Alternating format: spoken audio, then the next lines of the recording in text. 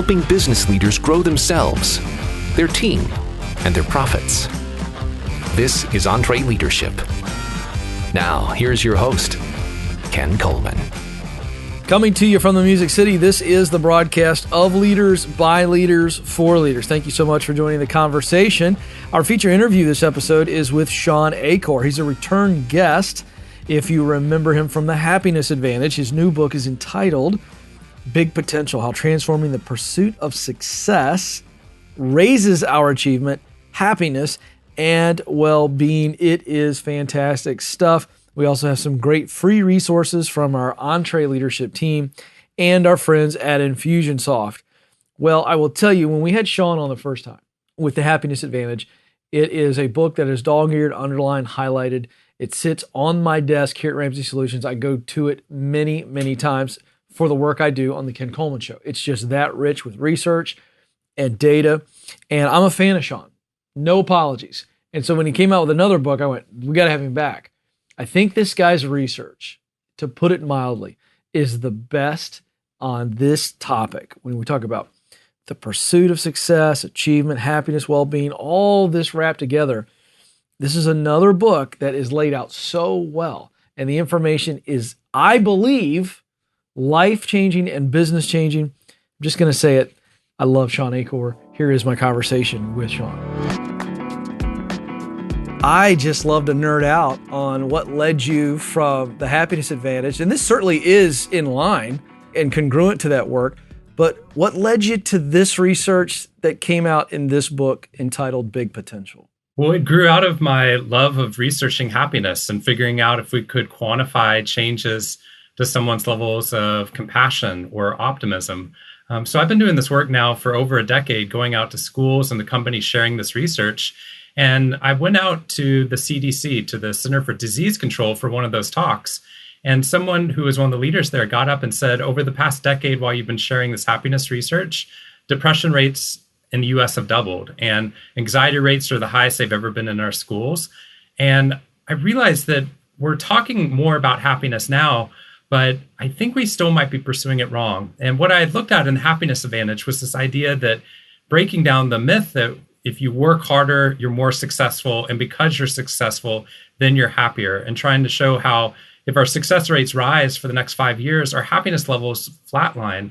But if you raise somebody's levels of happiness by deepening their gratitude or their optimism, every single educational outcome, every single business outcome rises dramatically.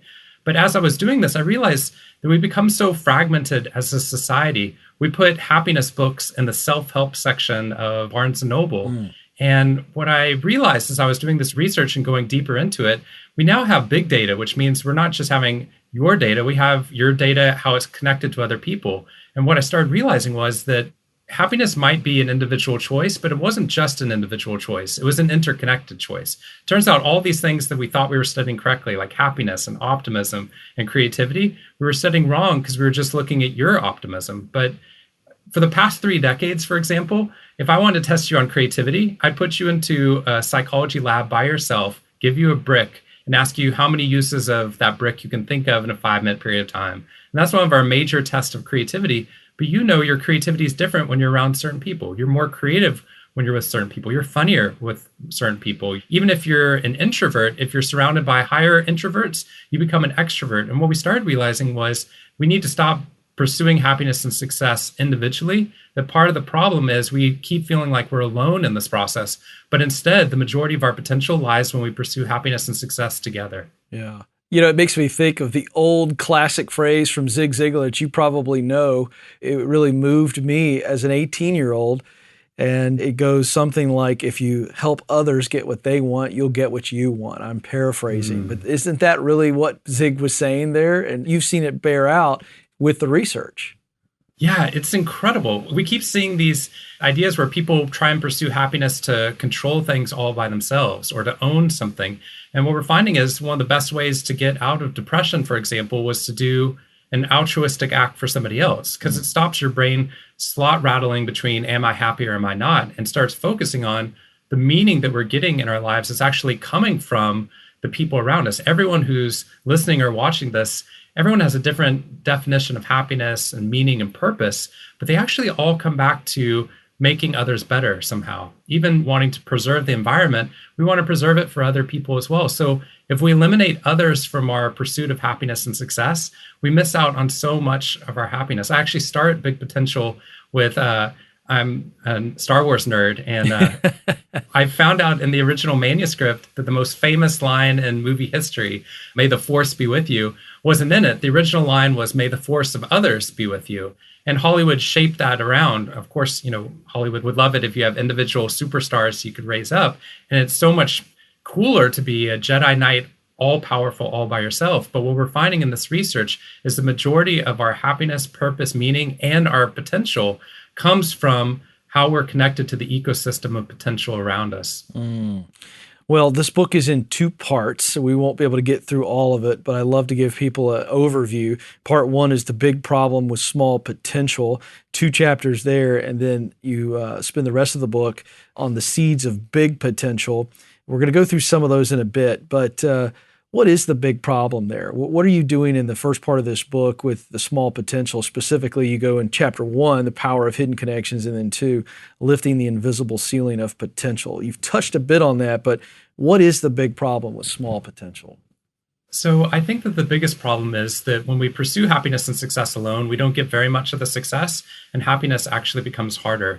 All this research kind of came out of 2 studies. One of them, that doesn't sound interesting at first, but if you think about it for a second longer, it becomes amazing and life-changing.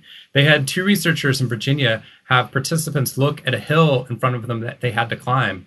And what they found is that their brain actually perceives a hill that's 10 to 20% steeper when they're perceiving that hill alone than when they're perceiving that hill while standing next to a friend 3 feet apart from them that's going to climb that hill with them.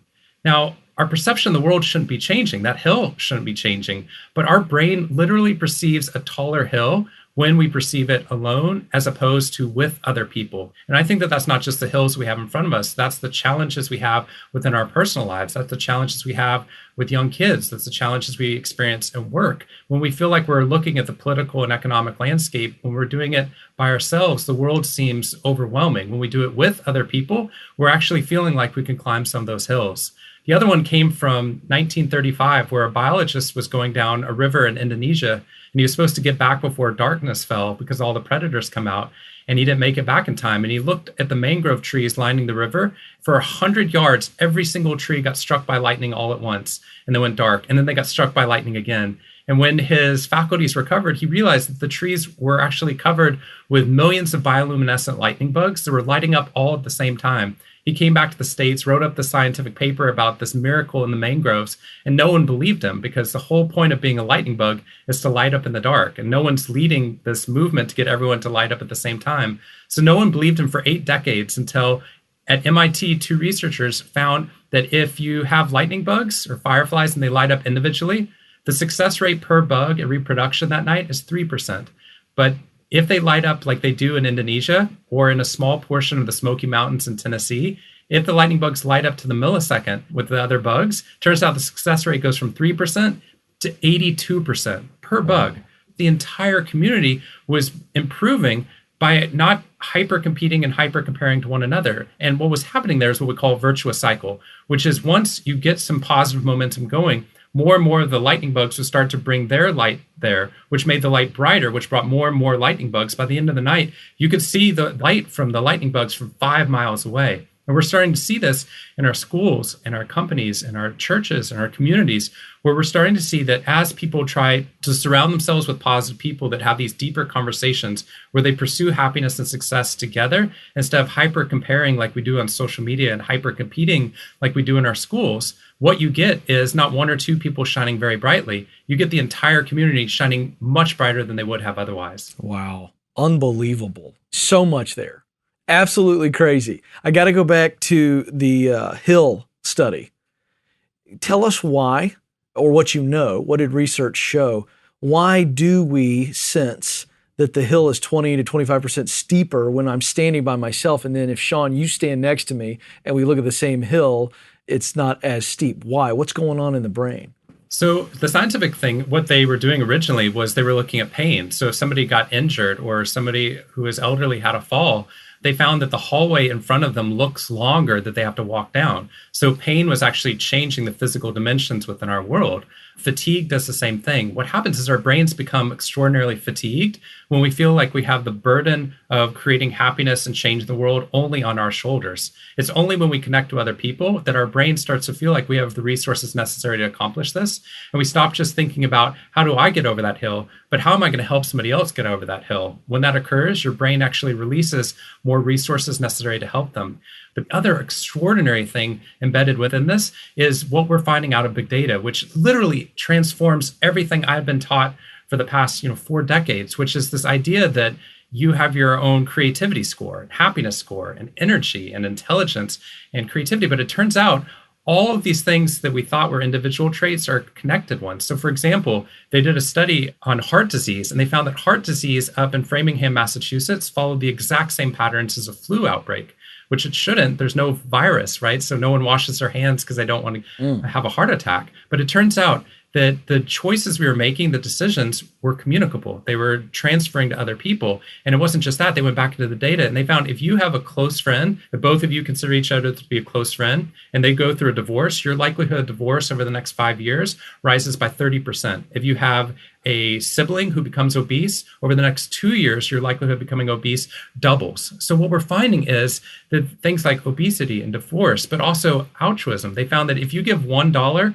with a group of 19 strangers, when they scatter to a group of 20 other strangers, where each person's in a different group, everyone who is in your first group after you gave the $1 gives a quarter more on average. When they scatter again, they give a nickel more on average, 2 degrees separate from you. These are people you never met.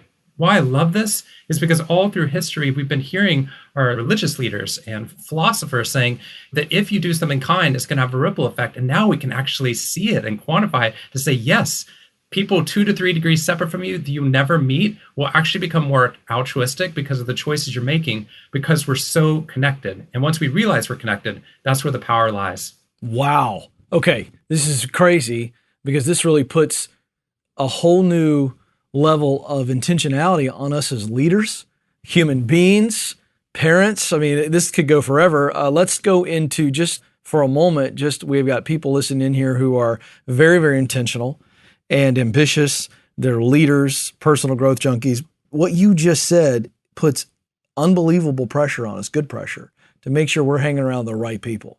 Because that data about heart disease, what you're saying is they were all eating the same way, drinking the same way, whatever else doing the same way. They just kind of all mirrored each other, and that's why the heart disease was essentially spreading. This is really true of negativity in the workplace, just negativity about, hey, I don't feel like I'm getting my shot in life, everybody's overlooking me, all the stuff that is the antithesis of true happiness and purposeful living. Shawn, I mean, what do we take away from this as it relates to people in our life that are pulling us down?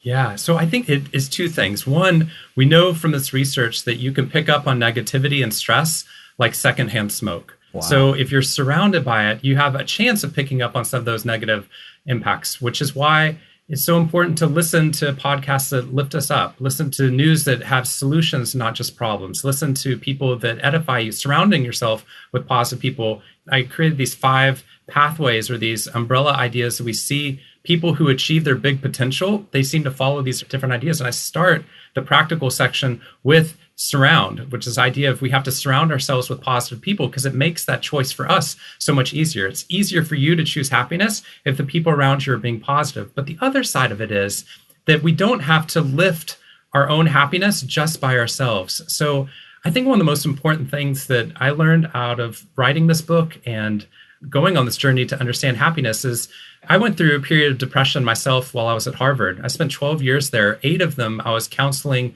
the freshman students, helping them transfer from high school to college and try to feel valued in that place. These are kids with high potential that 80% of them go through depression. And while I was doing this, I went through 2 years of depression myself.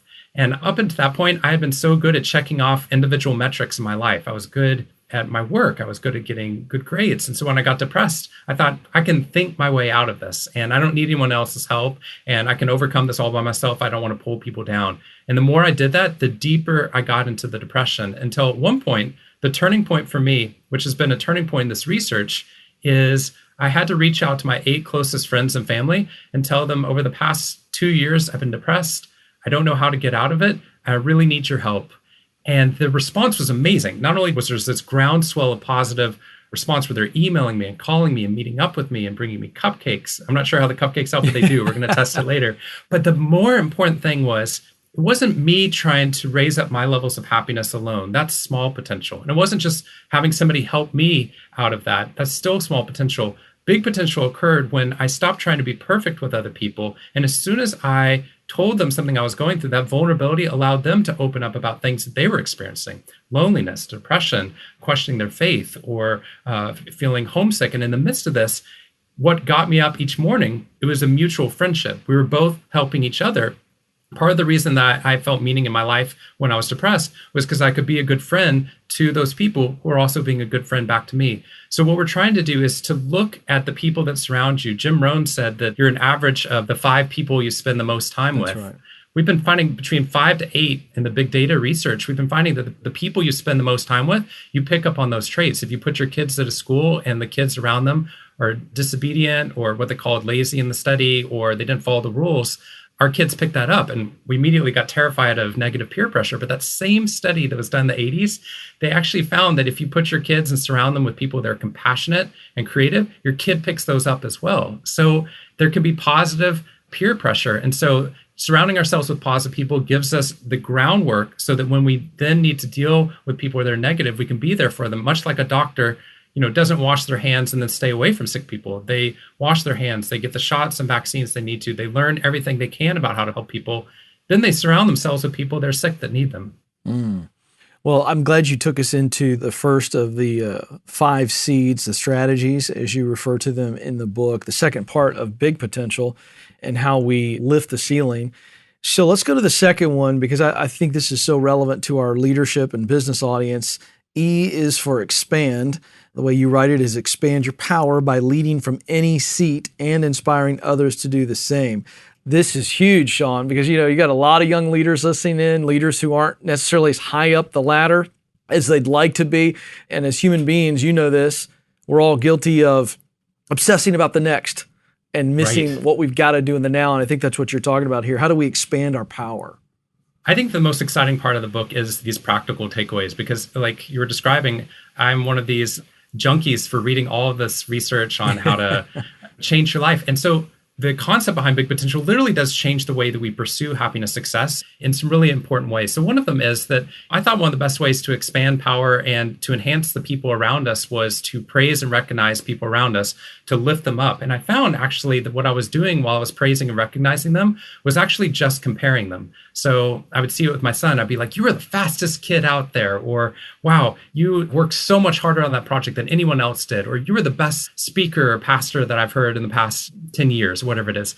I found that, I would get a compliment sometimes from people and they would say, you were the best speaker we had today, which at first I loved because I wanted and needed that. But then after a while, I started not liking it as much because sometimes other speakers were next to me, but also I wasn't always going to be the best speaker. So now that comparison unbalanced me, right? Because now it wasn't just your comedic timing is good, or I love the research you have. It's that you're better than other people. And while we try to lift up one, we actually diminish the other. So what we've been doing in this research is try to eliminate comparison praise. We stop comparing people when we're giving that praise. We praise the actual traits that they have. That enhances them. And then once you've enhanced them, what you're going to try to do is expand power back out to them, allow them to have control over making some of these positive changes within their life. For example, when I was depressed, instead of trying to control that power and do it myself, I expanded power to the people around me, allowing them to be a friend to me, but also deepening that social connection. In positive psychology, social connection is the breadth, the depth, and the meaning in your social relationships.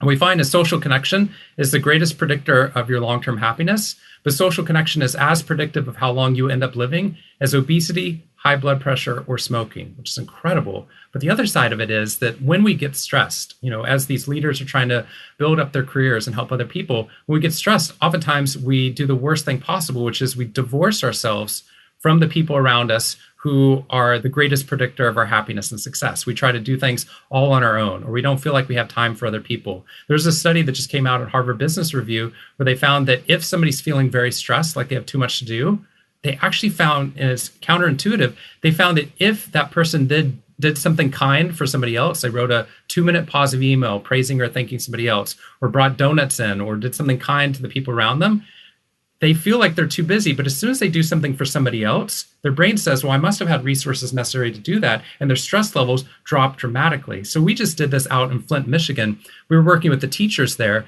And part of what we wanted to do is expand power back out to the teachers, because oftentimes they feel so victimized in a society where they don't have all the resources necessary to be able to teach these kids. And so instead of just going there and teaching them gratitude and things that we did do, but in addition to that, we went out and we did 1,200 random acts of kindness within Flint, Michigan, where we got the teachers, the janitors, the librarians, the superintendents to go out at 3:30 in the morning and bring donuts to the road construction crew and coffee. They went out to hospices. They went out to the hospitals. They went out to the community centers doing random acts of kindness for all the other people in the community. And what's amazing is these teachers are doing so much already, but when they felt victimized, they felt like they had no power. As soon as you expanded power back out to them to do something kind for someone else, they returned with higher levels of energy. They felt resilient. They felt like that they had helped somebody else so that their behavior mattered. But now the entire community feels like they want to help them again. And so now what you've got is not individual lights shining. You've got an entire community shining brighter together. Wow, incredible. All right, let's talk about enhancing our resources of energy, creativity, and motivations. How do we best do that? So I think there's a lot of ways. I think it starts with, if we're in a hyper-connected world, we've got to defend ourselves against some of the negative, right? Like a doctor doesn't go in and doesn't wash their hands between patients. They have to do things that can actually defend their ability to help other people. And I think the same thing is true with our happiness and our creativity. So what I suggest people do is to do all those habits that I've been researching from the happiness advantage, which was, getting people to practice 3 new things that they're grateful for every day for 21 days in a row. But to turn it into an act that wasn't just an individual act, do it with other people. So one of the most powerful things we saw initially was when people did those gratitude exercises around the dinner table, even if their kids didn't participate, their kids' levels of optimism rose. So the kids were actually hearing their parents' optimism, were learning more positive things about their parents, which made them like them more. But also they were picking up patterns of how to scan the world for the positive. So we did this out at a group of hospitals. We went out to Orlando Health, which is the hospital that served the Night Pulse Club shooting victims. So the second largest shooting in U.S. history. When all the victims came to the hospital, they came to Orlando Health, which is a Trauma One hospital.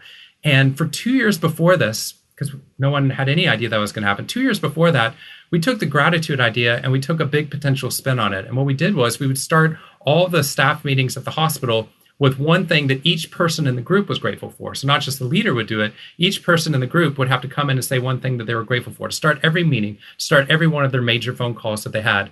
And for a while, people were like, how long are we doing this for? But then after a while, they realized we're doing this all the time. So I've got to think of something I'm grateful for before I come into the meeting. And for 2 years, they got to hear the great things that had gone on in people's life, which deepened their relationship. And when the most horrible thing that could happen within that community occurred, when those bad days happened, they had 2 years of emotional immune system defense that they had built up by practicing gratitudes as a collective group and knowing these deeper positive things about one another. And on the morning after the second largest shooting in U.S. history, they started their meeting with gratitudes again in the midst of all the trauma they experienced, which I think is a reminder that we've got to do this together. Some of the critical care nurses I worked with in Boston post the bombing that occurred there, they said that what they do is they keep an in case of emergency folder on their desk. And all year long, they put in letters that they get from a patient, or a picture of a kid that they saved, or a drawing that their kids did saying how much they love them while they're at work. And when those terrible days happen, they open up this in case of emergency folder, and they now have not just this one negative that's taken over their entire mental reality. They have a whole storehouse of positive imagery to help counterbalance and neutralize, to remind us, even in the midst of the dark times in our life, there are still things to be grateful for because of our connections to other people. And that's what we're trying to get people to do to preserve their creativity and their happiness. Wow. And then we'll just jump to the last one, sustain collective momentum to push your performance to new levels. I think if you just throw that sentence out, let it float around offices, everybody goes, yeah, give me some more of that. I want to sustain momentum. But I think the key word here is collective momentum. So Yes. again, you've already teed us up beautifully on how we're working together. So and I'm thinking now of a leader who's got a small business or she has a small business and they're going, okay, this is what I want, Shawn. I want collective momentum. How do we do that? So I think it's transferring all these things we've learned about as individual traits, like gratitude exercises and journaling and prayer and meditation, and even a random act of kindness. What I was teaching people from the Happiness Advantage is to write a 2-minute positive email each day, praising or thanking one person. But one of the hospitals I was working with, they would actually, I went out and watched this. They have a random act of kindness parade. So instead of sending an email, which is just between you and that person, what they do is one of the administrators had applied for a grant and they'd gotten money for these hurricane victims, which is incredible. So instead of sending an email saying, great job at this, they had 10 people come together. They have these like orange feather boas and orange hats, and these 10 people will walk down the hallway in this parade to the person's office, and they'll read a little speech they wrote about how incredible this person is in their office with these 10 people. But as they're walking down the hallway, people look out to see what they're doing. And as they look out, they see this parade, so they follow it to see where these people are going. And by the time we got to this administrator's office, there were 25 people there to not only witness what was going on that was positive, but to support that person. And then when they went back to their offices, you could feel their energy, excitement. They had just stopped their work for a moment to do something powerful for somebody else. And when they returned back, they felt like they had all this collective energy and momentum.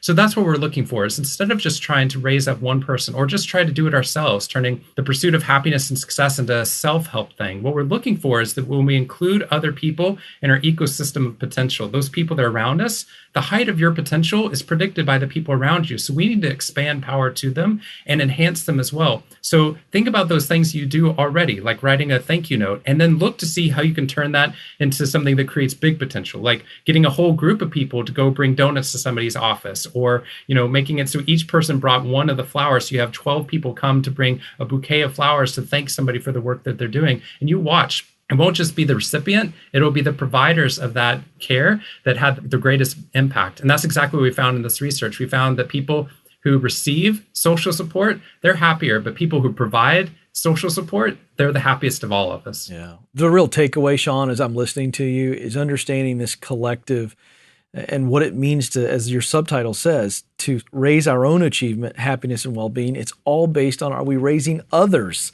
If we're raising others up, it's going to come back to us. This isn't some silly karma theory. This is actually proven. And it's amazing. We think about it, what we've listened to already, Shawn, with achievement and happiness, and then even physical well-being with some of the data you share with us. This is so very, very important. We've got to let you go here in a few minutes, but I like to do this with many of our guests.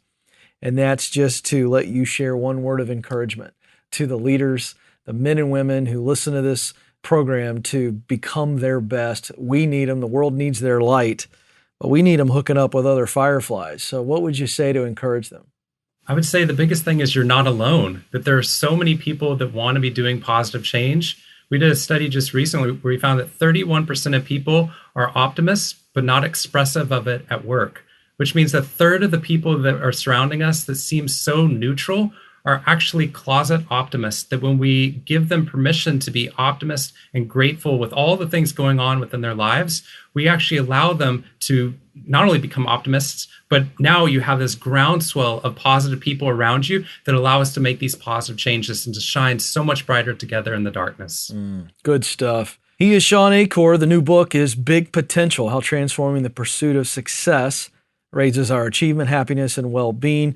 And again, if you're new to our program and you're new to Shawn, his book, The Happiness Advantage, and honestly, Before Happiness, both great books. The Happiness Advantage is a top 10 favorite book of mine. I'm not taking anything away from Big Potential. I'm reading that as we speak and enjoying that. But I think your work, Shawn, is extremely important. I thank you for sharing vulnerably about a season of your life where you went through depression. I find that to be very, very inspiring to a lot of people who go through those dark days and feel like they may not be able to get out of it, but you have, and then you have shown so much light. Just really appreciate your work. I want you to know that personally and on behalf of our audience. Thanks for being with us. We're much better for it. Thank you so much for having me. Again, folks, the book is Big Potential: How Transforming the Pursuit of Success Raises Our Achievement, Happiness, and Well-Being. It's wherever books are sold.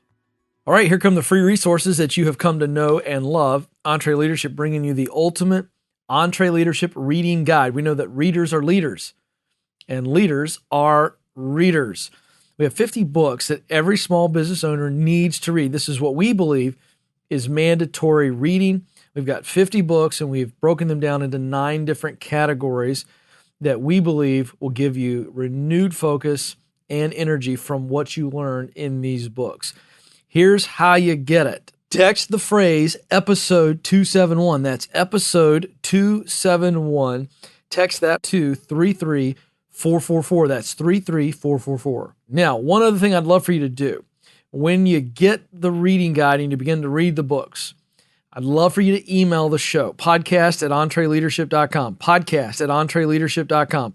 And we'd love to know, what are you learning? What stuck out to you? What challenged you? And then how are you making changes in your life as a result of reading? This is a fun little communication that we'd love to highlight. If you're willing to let us use some of the emails, just let us know, hey, it's okay for you to share this on the show.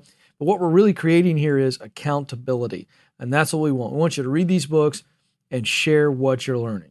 And while we're talking about free tools, how about Infusionsoft bringing you Collect and Consult, how to use a lead magnet to drive a consultation. In this tool, you're going to learn how to create a lead magnet. You're going to set up report delivery email series, and you're going to prepare educational follow-up email series as well. Now, Infusionsoft has provided these templates so that you can get started right now. We're talking about action and results. To get this great resource, go to Infusionsoft.com/collect and consult. That's Infusionsoft.com/collect and consult.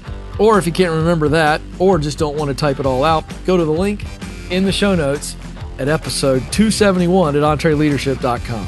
Well, that's going to do it for this episode. On behalf of Will, the producer, Tim, the engineer, and the entire EntreLeadership team, thank you so much for listening. We'll talk with you again very soon.